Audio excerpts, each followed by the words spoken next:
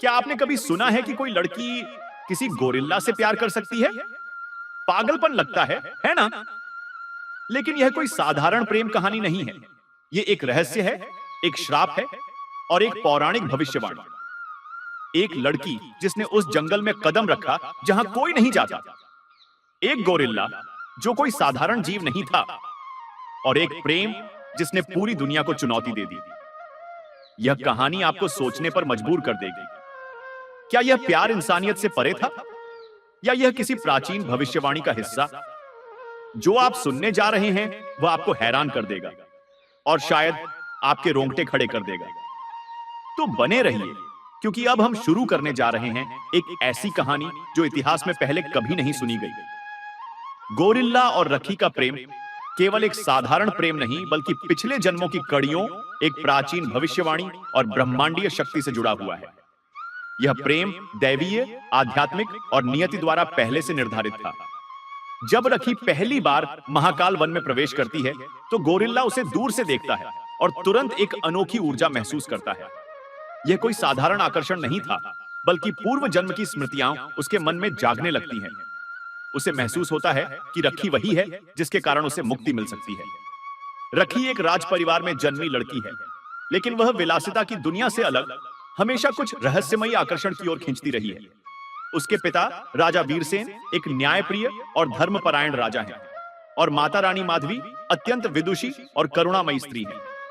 राजमहल में पली बड़ी होने के बावजूद रखी को हमेशा लगता था कि उसकी आत्मा किसी अन्य जगह से जुड़ी हुई है। वह अक्सर सपनों में एक घने जंगल, रहस्यमयी ध्वनियों और एक विशाल छाया को देखती थी जो उसे अपनी ओर बुला रही थी। वह अन्य राजकुमारियों की तरह आभूषणों और साज सज्जा में रुचि नहीं रखती थी। उसे जंगलों, नदियों और पशु पक्षियों से विशेष लगाव था, मानो वह उनसे संवाद कर सकती हो। जब कोई दुखी होता था तो वह उसे बिना बताए महसूस कर लेती थी। रखी एक निडर, जिज्ञासु और आध्यात्मिक ऊर्जा से भरी हुई लड़की है। उसे परंपराओं में अंधविश्वास नहीं था, वह हर चीज के पीछे का रहस्य जानना चाहती थी। वह किसी भी चुनौती का सामना करने से नहीं डरती थी, चाहे वह जंगल की अज्ञात शक्तियां हों या समाज की कठोर धारणाएं।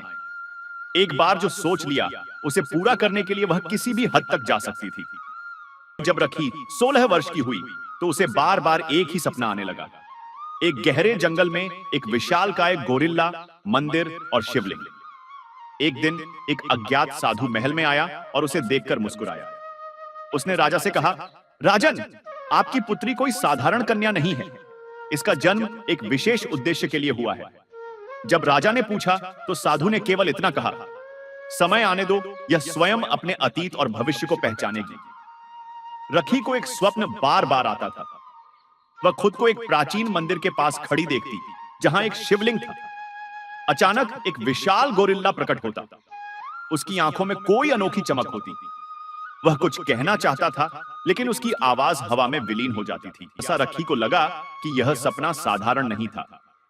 वह अपने माता पिता से महाकाल वन के बारे में पूछती है, लेकिन वे उसे वहां जाने से मना कर देते हैं। लेकिन एक रात उसे मंदिर से एक शक्तिशाली आह्वान महसूस होता है और वह सब कुछ छोड़कर जंगल की ओर बढ़ जाती है। क्या वह पूर्व जन्म में किसी जंगल से जुड़ी थी? क्या गोरिल्ला से उसका कोई अद्भुत संबंध था? क्या यह कोई दैवीय योजना थी? रखी की यात्रा अब शुरू हो चुकी थी। रखी का प्रेम और जंगल में उसका रहना न सिर्फ उसके माता पिता के लिए, बल्कि पूरे समाज के लिए एक भारी संकट लेकर आया। यह केवल एक प्रेम कहानी नहीं, बल्कि परंपराओं, सामाजिक मान्यताओं और धार्मिक विश्वासों की कसौटी थी। रखी के पिता राजा वीरसेन अपने राज्य में एक सशक्त और धर्मनिष्ठ शासक माने जाते थे।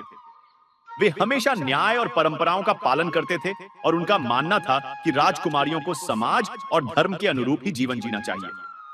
वह एक शक्तिशाली योद्धा और प्रजावत्सल राजा थे, लेकिन अपनी बेटी के प्रति अत्यधिक प्रेम और चिंता रखते थे। उन्हें हमेशा डर था कि रखी की जिज्ञासु प्रवृत्ति उसे किसी बड़े खतरे में डाल सकती है। रानी माधवी धर्म, शास्त्रों और पूर्वजों की भविष्यवाणियों में गहरी आस्था रखती थी। वे न केवल एक प्रेममयी मां थी, बल्कि आध्यात्मिक दृष्टि से भी सशक्त थी। जब साधु ने रखी के भाग्य के बारे में कहा था, तब उन्हें कहीं न कहीं आभास था कि उनकी बेटी कोई साधारण कन्या नहीं। लेकिन समाज के डर से वे हमेशा रखी को नियंत्रित करने की कोशिश करती थी। राजा वीरसेन का परिवार समाज में आदर्श परिवार माना जाता था। वे समाज में नीति, मर्यादा और सभ्यता के प्रतीक थे। लेकिन जैसे ही रखी जंगल में चली जाती है और गोरिल्ला से प्रेम करने की खबर फैलती है, यह उनके पूरे वंश के सम्मान पर प्रश्न चिन्ह बन जाता है। जब रखी पहली बार महाकाल वन में प्रवेश करती है, तो गोरिल्ला उसे दूर से देखता है और तुरंत एक अनोखी ऊर्जा महसूस करता है। यह कोई साधारण आकर्षण नहीं था, बल्कि पूर्व जन्म की स्मृतियां उसके मन में जागने लगती हैं। उसे महसूस होता है कि रखी वही है जिसके कारण उसे मुक्ति मिल सकती है।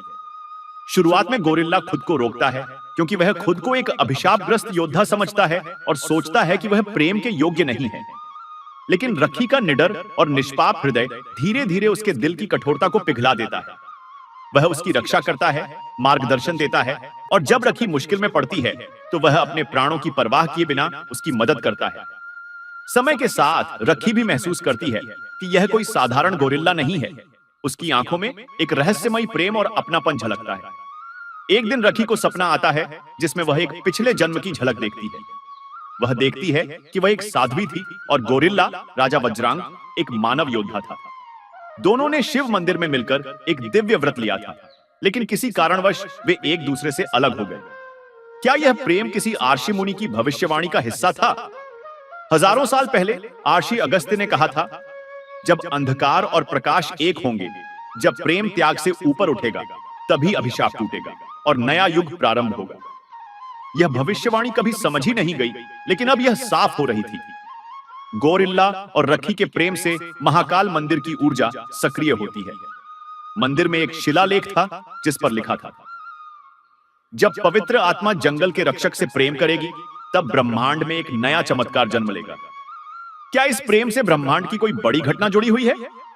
यह प्रेम केवल दो आत्माओं का मिलन नहीं, बल्कि एक अधूरे चक्र को पूर्ण करने के लिए था।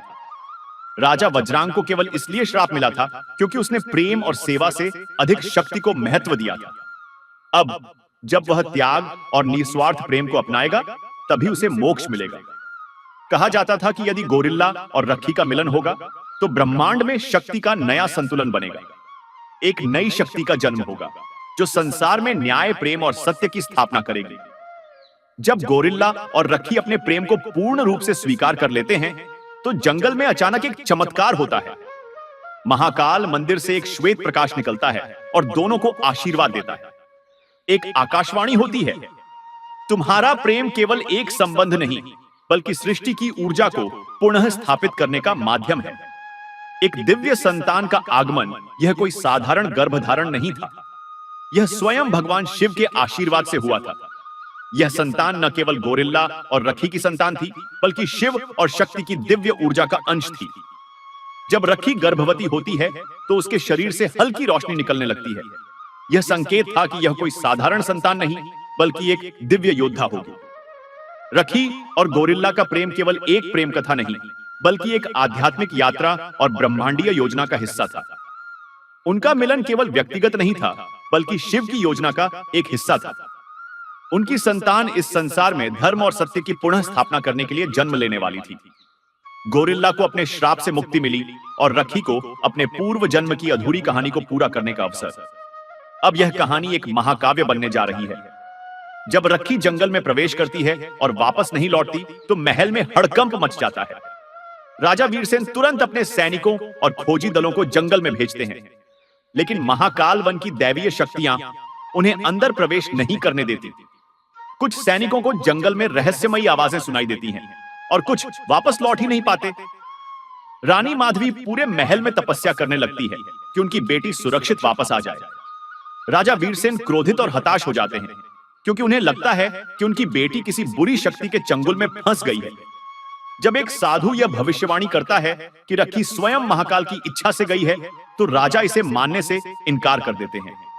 राजा खुद जंगल में जाने का प्रयास करते हैं, लेकिन जैसे ही वे प्रवेश करने की कोशिश करते हैं, उनके सामने एक अदृश्य शक्ति का दीवार बन जाता है। जैसे जैसे समय बीतता है, राजमहल के मंत्री, पुरोहित और राज्य के लोग राजा वीरसेन पर दबाव डालते हैं कि वे इस घटना को स्वीकार करें और अपनी बेटी को जंगल से बाहर निकालें। समाज के कुछ कट्टरपंथी राजा से कहते हैं कि रखी अब अपवित्र हो चुकी है और उसे वापस लेने का कोई मतलब नहीं। कुछ लोग इसे असुरों और दुष्ट आत्माओं का प्रभाव मानते हैं, और राजा से अनुरोध करते हैं कि वे जंगल में एक यज्ञ करवाएं। महाकाल वन के सबसे बुजुर्ग आर्षि बताते हैं कि यह कोई पहली बार नहीं हुआ है। हजारों वर्ष पहले एक और राजकुमारी महाकाल वन में आई थी और उसे भी इसी तरह का प्रेम हुआ था, लेकिन तब समाज ने इसे स्वीकार नहीं किया और उस प्रेमिका को शापित घोषित कर दिया गया। अब सवाल यह था कि क्या इतिहास खुद को दोहराएगा या इस बार प्रेम को स्वीकार किया जाएगा। कुछ आर्षि और संत इस प्रेम को दैवीय प्रेम मानते हैं और कहते हैं कि यह शिव की लीला का एक हिस्सा है।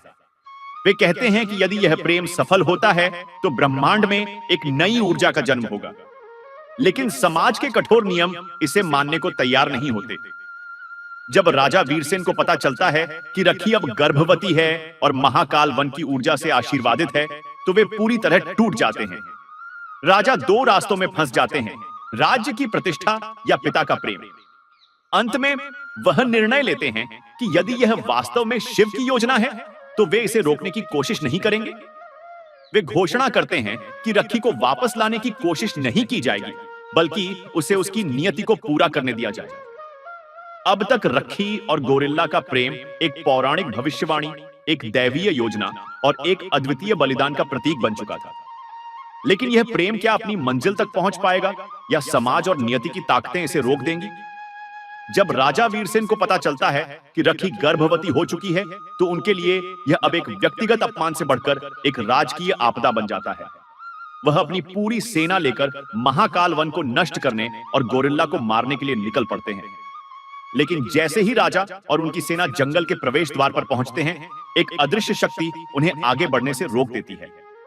महाकालेश्वर शिवलिंग से एक दिव्य ऊर्जा प्रकट होती है और सभी योद्धा अंधे हो जाते हैं।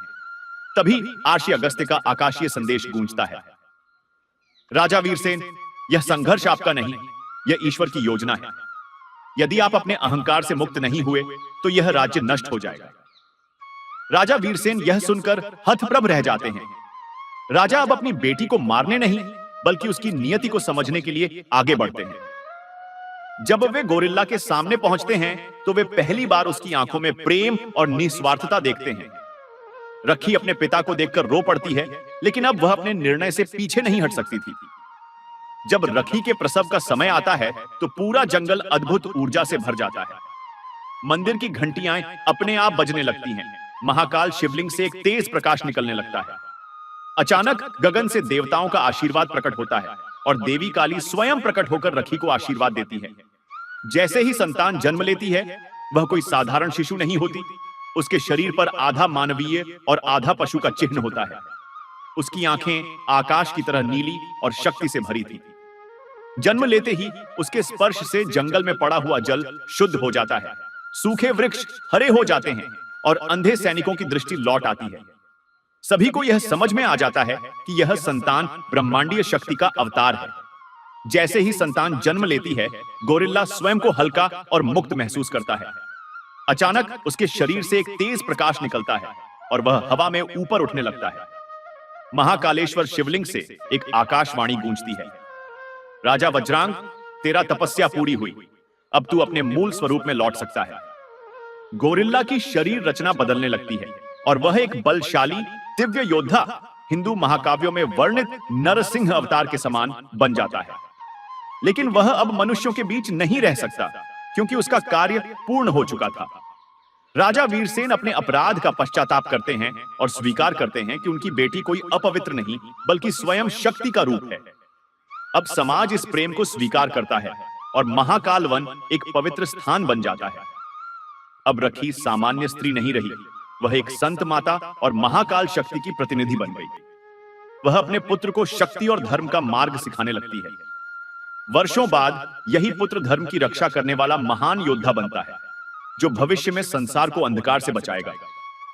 इस कहानी ने साबित किया कि प्रेम न रूप देखता है, न समाज की सीमाएं मानता है।